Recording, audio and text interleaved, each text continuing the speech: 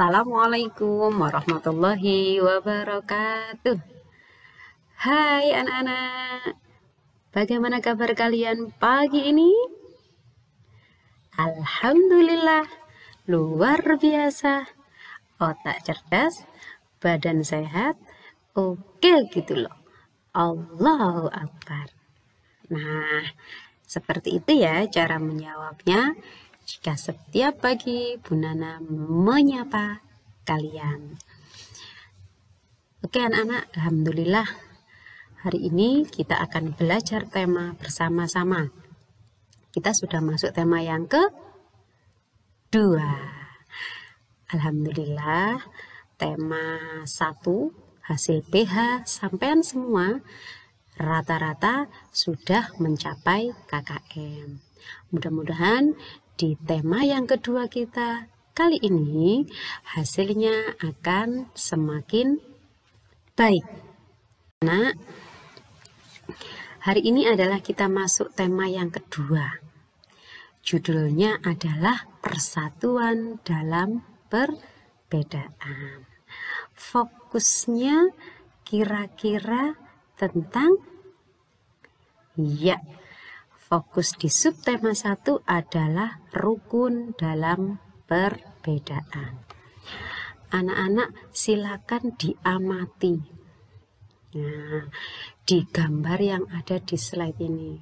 Di gambar ini menunjukkan di situ ada beberapa anak, ada beberapa bapak-bapak dan ibu, 2 orang ibu. Mereka sedang saling bermain anak-anaknya. Kemudian bapak-bapaknya sedang bekerja bersama-sama melakukan rupanya mau membuat tempat untuk lomba 17-an nih rupanya ya anak-anak ya. Mau dipakai untuk panjat pinang. Di situ ada yang memakai baju Cina. Ada yang memakai baju ala-ala Jawa dengan blangkonnya khasnya ini anak-anak. Nah, di gambar ini sudah menunjukkan ada Jawa, ada Cina. Mereka saling bersatu, ya, saling bekerja sama dan tentunya rukun.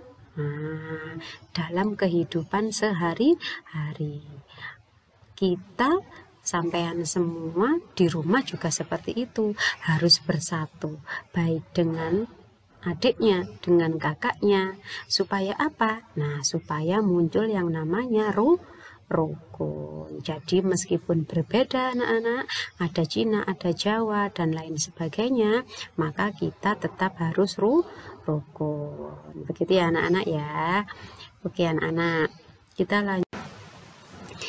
Nah, sama dengan slide-slide sebelumnya, di sini ada petunjuk penggunaan, ada tanda silang untuk menutup slide, ada tanda panah kembali, tanda panah melanjutkan, dan ada home, kembali ke menu. Selanjutnya ada juga KI, KD, tujuan, materi, soal, kesimpulan, dan pesan moral. Kita buka satu persatu. Kompetensi inti. Nah, apa kompetensi dari pembelajaran kita kali ini? Kompetensinya seperti biasa terdiri dari KI 1, KI 2, KI 3, dan yang terakhir adalah KI 4.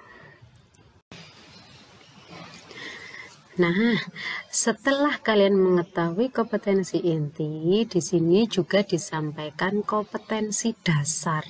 Jadi, kompetensi dasar di sini ada 5. Kenapa? Karena di tema ini kita belajar ada 5 muatan. Gitu ya anak-anak ya. Jadi, ada 5 muatan. Yang muatan pertama menggali informasi penting dari buku sejarah menggunakan aspek apa, di mana, kapan, siapa, mengapa, dan bagaimana. Muatan yang kedua menelaah persatuan dan kesatuan. Muatan yang ketiga menganalisis cara makhluk hidup menyesuaikan diri dengan lingkungan. Muatan yang keempat memahami makna proklamasi kemerdekaan. Dan muatan yang terakhir adalah memahami penampilan tari kreasi daerah. Wah, di tema 2 ini anak-anak belajar menampilkan tari kreasi daerah. Setelah kita mengetahui kompetensi dasar, maka selanjutnya kita akan mengetahui tujuan pembelajaran kita hari ini. Apa saja? Nah, tujuan kita belajar hari ini yang pertama adalah menyebutkan informasi penting menggunakan aspek apa, di mana, kapan, siapa, mengapa, dan bagaimana. Memahami informasi pada teks dan menuliskan peta pikiran, memahami dan menggali informasi dari teks, menjelaskan persatuan dan kesatuan terhadap kehidupan berbangsa dan bernegara, menjelaskan cara makhluk hidup menyesuaikan diri dengan lingkungan, memahami makna proklamasi kemerdekaan, menjelaskan upaya mempertahankan kemerdekaan, dan yang terakhir adalah memahami dan mempraktekkan penampilan tari kreasi daerah. Nah, banyak sekali yang akan kita pelajari di tema 2, subtema 1 ini, PB1 sampai PB6. Oke anak-anak, kita masuk pada materi pembelajaran kita hari ini. Namun, seperti biasanya, jangan lupa setiap kita mau belajar bersama, awali dulu belajar kitab hari ini dengan membaca doa bersama-sama. Bismillahirrohmanirrohim. Nah, yang pertama anak-anak, kita akan membuat peta pikiran. Apa maksudnya peta pikiran itu? Ini sering sekali sampean lakukan di sekolah, ya. Kalian masih ingat jika sama Bapak Ibu Guru disuruh membuat mind mapping? Iya, peta pikiran sama dengan kalian membuat mind mapping. Yang pertama adalah menuliskan judul atau gagasan utama pada bagian tengah. Jadi di tengah-tengah kertas HVS yang biasanya dibagikan sama Bapak Ibu Guru kalian di sekolah. Nah, menuliskan satu judul, misalkan tentang persatuan, satu saja. Kemudian langkah berikutnya, buat cabang untuk membuat poin kuncinya. Kalau sudah di tengah-tengah ada kata-kata persatuan, kasih cabangnya 1 poin. Apa artinya? Nah, bagaimana cara penerapannya? Di mana biasanya kita menerapkan persatuan tersebut, dan lain-lain. Itu namanya buatlah cabang, membuat cabang untuk membuat poin kunci. Kemudian yang ketiga, tulis kata kuncinya. Nah, kata kuncinya tadi apa? Ada apa, ada kapan, ya kan? Nah, jadi apa, kapan. Tadi yang di tengah-tengah adalah persatuan itu. Apa manfaat persatuan? Kapan kita melaksanakan persatuan? Nah, itu kata kuncinya. Kemudian yang keempat, kembangkan dengan menambah rantai yang berisi gagasan-gagasan penting. Nah, seperti itu anak-anak, ada 4 cara membuat peta pikiran. Jadi membuat peta pikiran itu hampir sama dengan membuat mind mapping. Ini sudah sering sekali sampean lakukan. Berikutnya anak-anak, kita akan belajar bagaimana cara memahami informasi pada teks. Nah, bagaimana caranya? Caranya dengan membaca, akan didapat banyak informasi, sangat jelas sekali, karena membaca adalah jendela dunia. Sebaiknya membaca dilakukan dengan sungguh-sungguh. Untuk memahami informasi pada teks atau bacaan, maka perlu mencatat hal-hal penting dari bacaan atau teks. Nah, biasanya kalau sampean tidak mencatat, tapi Bu Nana yakin sampean di rumah ketika disuruh belajar tema ataupun LKS-nya, kata-kata pentingnya supaya sampean paham kita belajar apa di PB itu, maka sampean sudah menuliskan atau menggarisbawahi buku tema atau LKS-nya sampean, di garis bawah atau diberi pensil warna di stabilo, begitu ya anak-anak ya.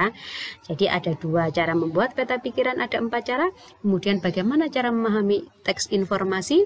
Maka dengan cara mencatat hal-hal penting. Begitu.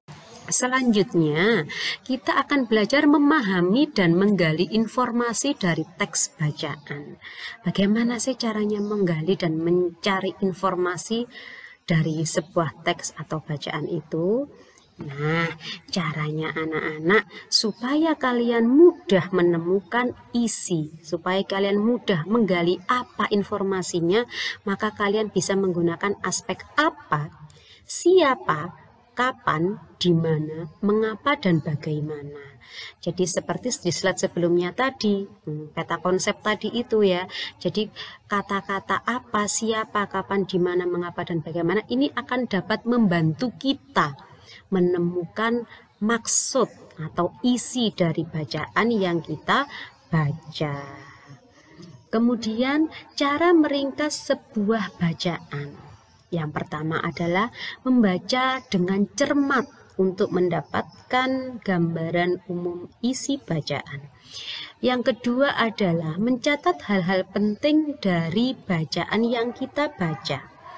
Kemudian yang ketiga, menulis ringkasan berdasarkan hal-hal penting.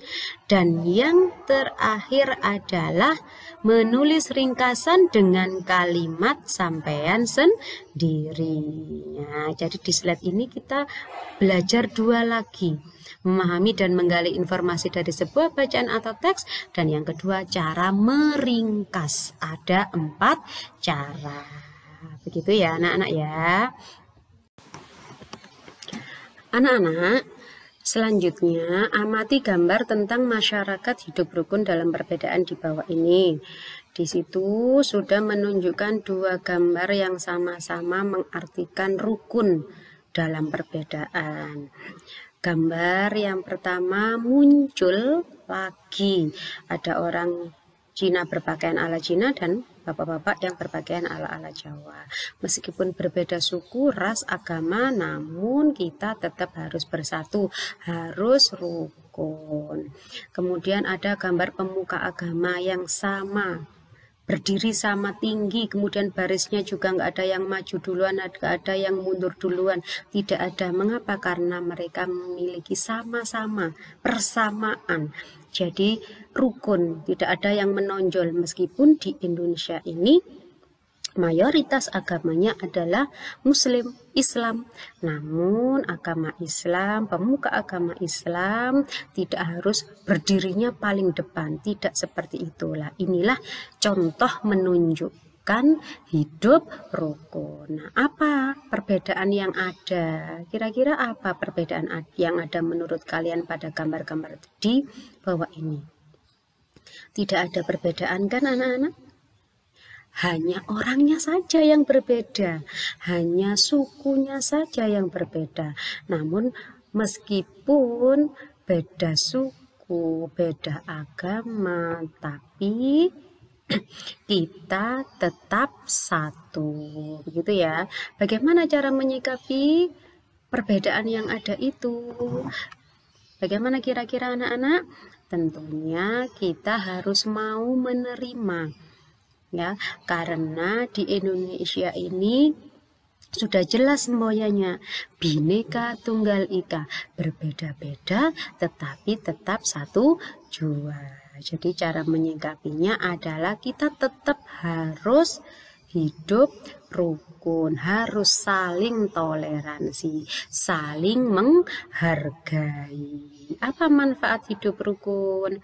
Hidup rukun itu sangat bermanfaat. Ya, misalkan saja ketika kita tertimpa musibah, siapa yang akan menolong kita kalau bukan tetangga-tetangga kita, kalau bukan teman-teman kita? Seperti itu kan anak-anak? Jadi apa manfaatnya? Banyak sekali manfaatnya.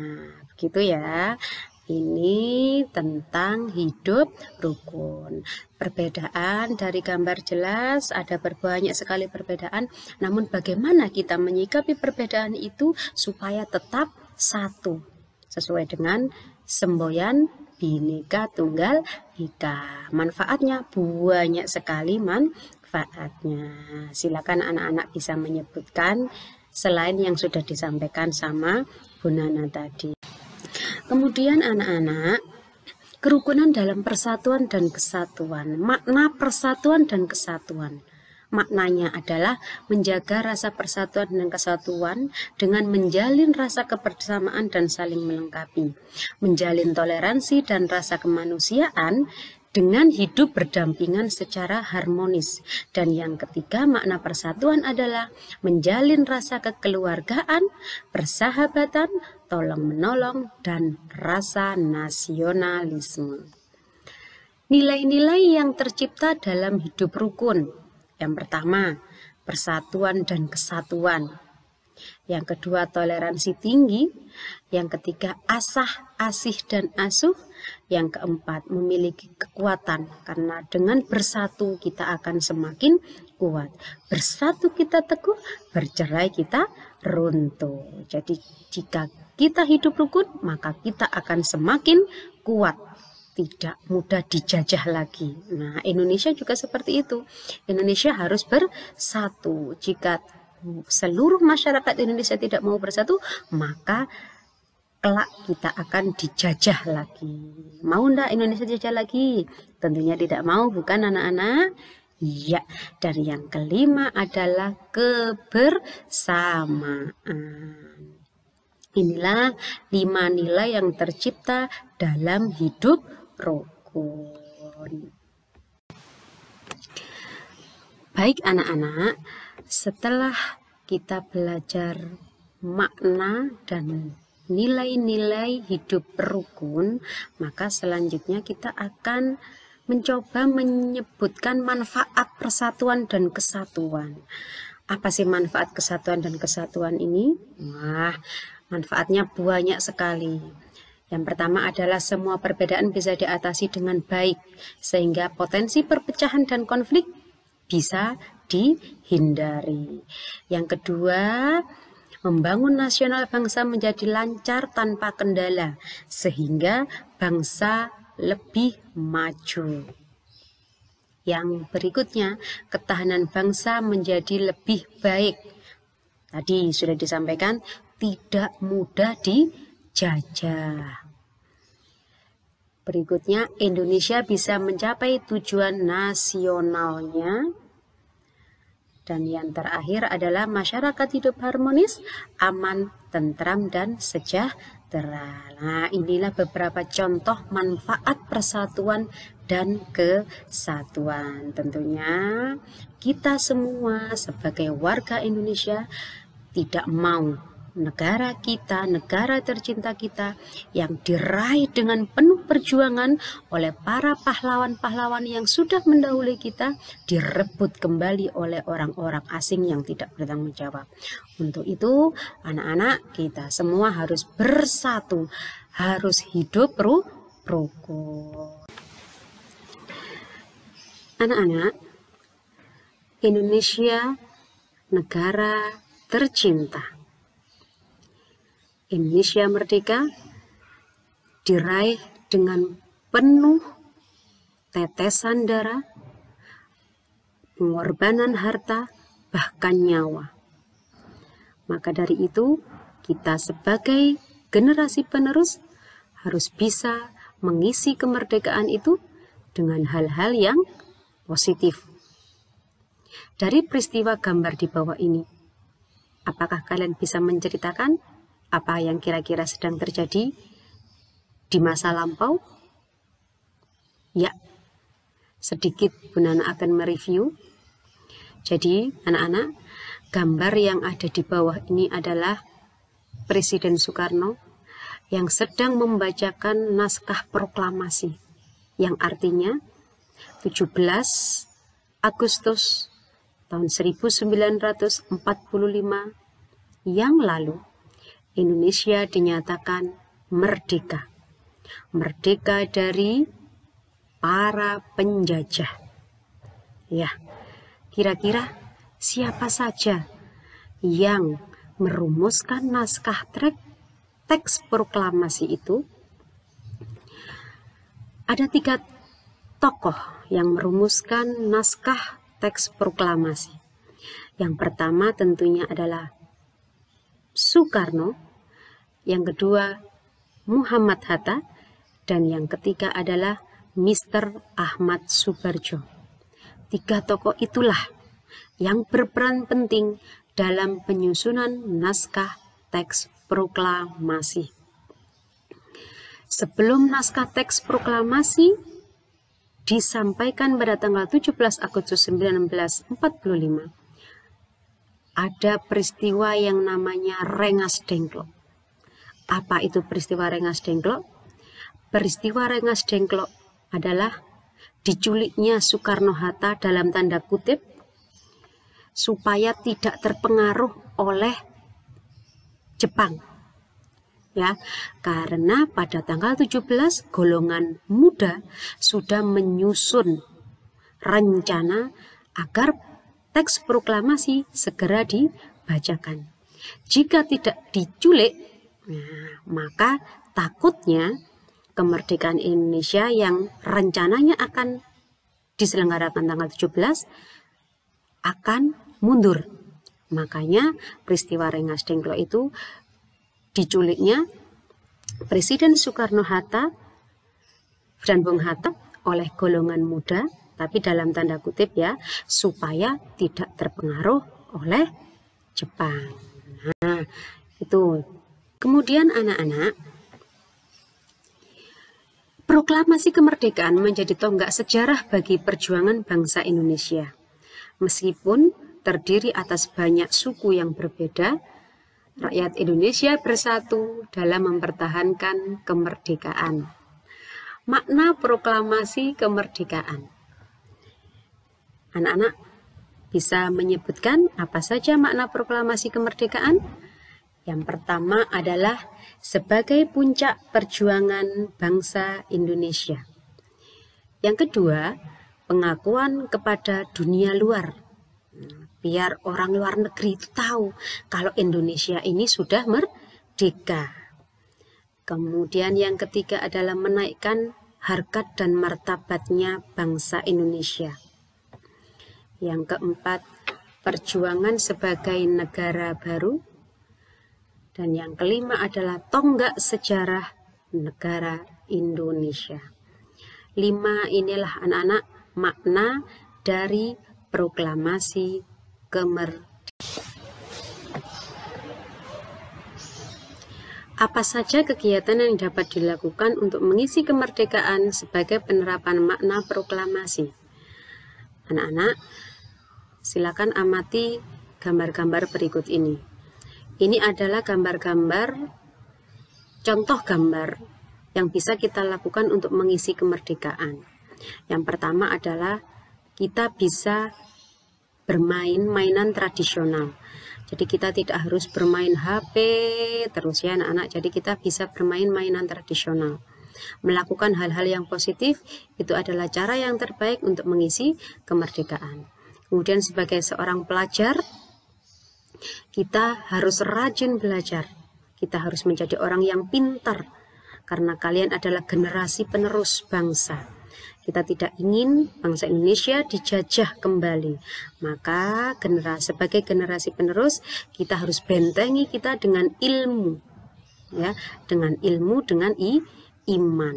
Seperti itu ya. Jadi ini sedang berdiskusi. Nah, seperti yang sama lakukan di sekolah. Kemudian hal positif yang lain adalah saling tolong menolong. Nah, seperti bedah rumah.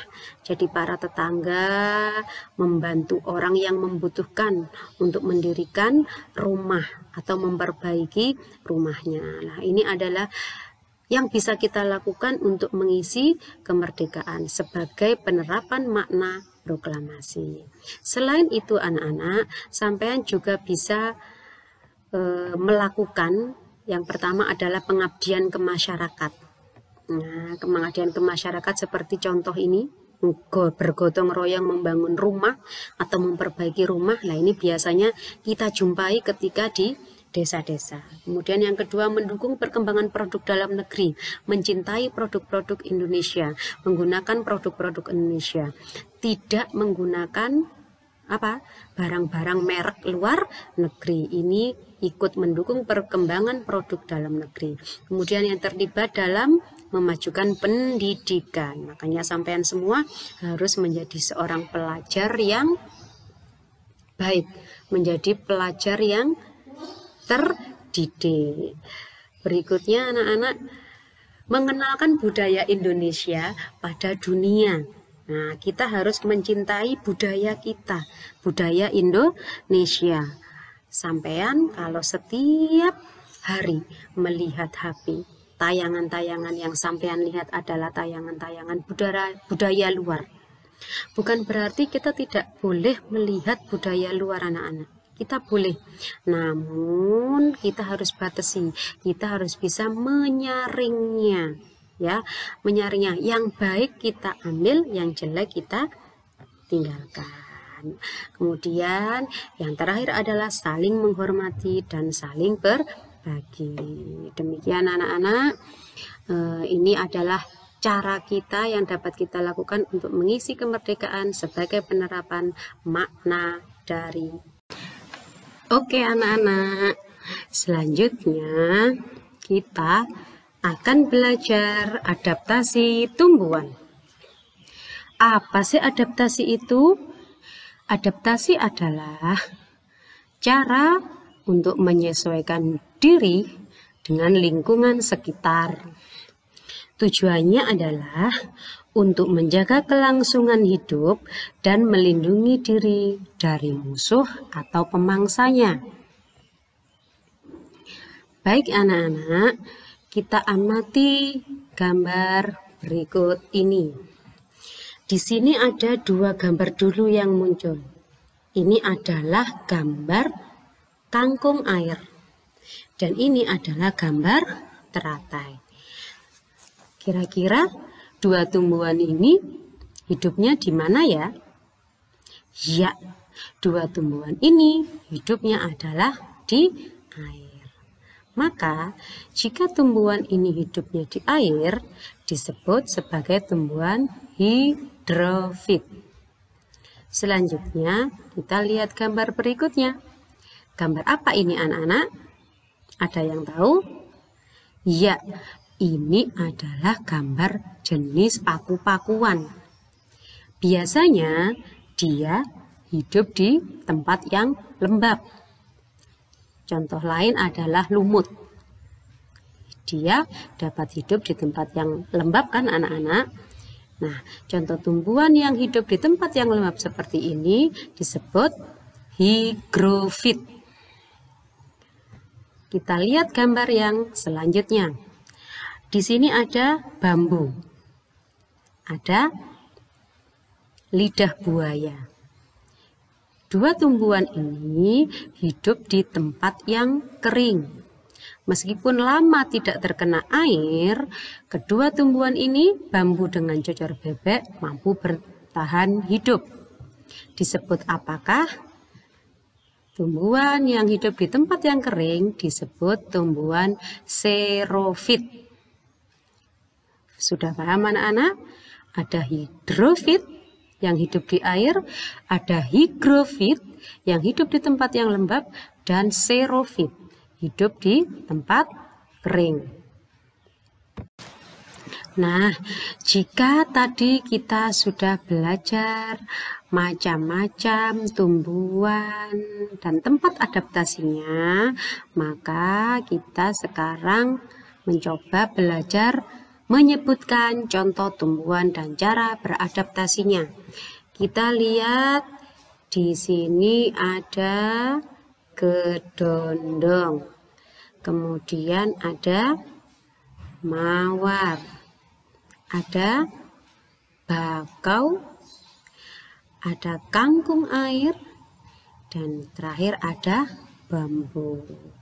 Nah, tumbuhan-tumbuhan yang ada pada slide ini anak-anak, mereka punya cara untuk beradaptasi atau untuk bertahan hidup. Dimulai dari kedondong. Kedondong ini bertahan hidup atau beradaptasi dengan cara menggugurkan daunnya, atau yang biasa disebut dengan merangas. Ya, jadi merangas itu menggugurkan daunnya di musim kemarau, yang tujuannya adalah untuk memperkecil terjadinya penguapan. Berikutnya mawar. Mawar ini cara beradaptasinya adalah memiliki duri yang tajam, ya, agar tidak diganggu oleh musuhnya. Ya. Kemudian ada bakau. Bakau ini memiliki akar nafas. Nah, ya, dia beradaptasi dengan cara memiliki akar nafas. Kemudian ada kangkung air. Kangkung air memiliki batang yang berisikan udara, sehingga kangkung ini bisa mengapung di atas air dan tumbuhan kangkung ini pun juga bisa menjalar. Dan yang terakhir adalah bambu. Bambu ini cara beradaptasinya memiliki bulu-bulu halus nan gatal. Ya, inilah anak-anak contoh tumbuhan yang dapat beradaptasi. Nanti kalian bisa lebih lengkapnya lagi melihat tema ataupun di LKS. LKS-nya halaman 15 dan 16 bisa kalian baca kembali. Misalkan belum lengkap, kalian juga bisa browsing atau cari di RPAL atau di buku apa saja, referensi buku apa saja. Yang penting menambah kosakata kita untuk menyebutkan tumbuhan yang dapat beradaptasi dengan lingkungan. Begitu ya anak-anak ya. Setelah kita belajar tentang adaptasi tumbuhan, kini saatnya kita belajar pola lantai tarian daerah. Pola lantai adalah pola denah yang harus dikuasai oleh seorang penari dan berfungsi untuk membuat posisi dalam sebuah ruang gerak. Sekali lagi, definisi pola lantai adalah pola denah yang harus dikuasai oleh seorang penari dan berfungsi untuk membuat posisi dalam sebuah ruang gerak. Anak-anak sudah pernah belajar kan pola lantai tarian di kelas 4 dan di kelas 5? Bu Nana yakin kalian sudah pernah mempelajarinya. Kita di kelas 6 hanya mereviewnya saja. Baik anak-anak, sekarang kita belajar jenis pola lantai. Apa saja ya jenis pola lantai? Yang pertama, pola lantai vertikal atau horizontal. Yang kedua, pola lantai diagonal atau garis miring. Dan yang ketiga adalah pola lantai garis melengkung atau bisa juga melingkar. Sekarang kita lihat gambar. Nah, pola lantai vertikal atau yang horizontal. Ini contoh salah satunya seperti ini. Ini adalah tari serampang 12. Kemudian pola lantai diagonal atau garis miring, ini tari pendet dari Bali. Kemudian contoh pola lantai garis melengkung atau ada juga yang melingkari. Kalau ini yang hanya melengkung ya, ini adalah tari gending Sriwijaya dari Sumatera Barat. Ini anak-anak pola lantai tarian. Kalian di subtema 1 ini mempelajari pola lantainya terlebih dahulu. Nanti di subtema selanjutnya kalian akan memperagakan beberapa gerakan tarian daerah. Begitu ya anak-anak ya. Semoga sampean semuanya bisa melakukan gerakan tari dengan baik.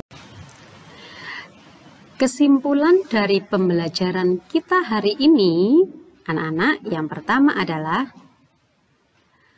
memahami informasi pada teks suatu bacaan, memahami cara membuat peta pikiran, memahami dan menggali informasi pada teks bacaan. Memanfaatkan persatuan dan kesatuan dalam kehidupan sehari-hari. Menjelaskan makna proklamasi kemerdekaan. Menjelaskan cara tumbuhan menyesuaikan diri. Mempelajari pola lantai, tarian daerah, dan jenisnya. Anak-anak, kegiatan belajar kita, tema 2, sub tema 1 telah usai. Kini saatnya mengasah otak kita untuk bermain kuis. Yang kita gunakan adalah that quiz. Anak-anak bisa mengetik kode yang ada di sini. Nah, ini kodenya anak-anak. LKIHSIY1. Silakan klik kode that quiz yang ada di sini. Anak-anak bisa mengasah kemampuan. Apakah sudah paham dari penjelasan awal hingga akhir tadi? Semangat ya anak-anak. Semoga kalian semua bisa mengerjakannya dengan baik dan benar. Alhamdulillah anak-anak, pembelajaran kita hari ini tentang rukun dalam perbedaan telah usai. Semoga pembelajaran kita kali ini bermanfaat dalam kehidupan sehari-hari, di rumah, di sekolah, maupun di masyarakat. Sampai ketemu di pembelajaran lain. Semoga lebih bersemangat lagi. Terima kasih anak-anak untuk hari ini. Kurang lebihnya mohon maaf. Bye-bye. Anak-anak hebat. Bunda akhiri. Assalamualaikum warahmatullahi wabarakatuh. Salam sehat, salam semangat, dan stay at home.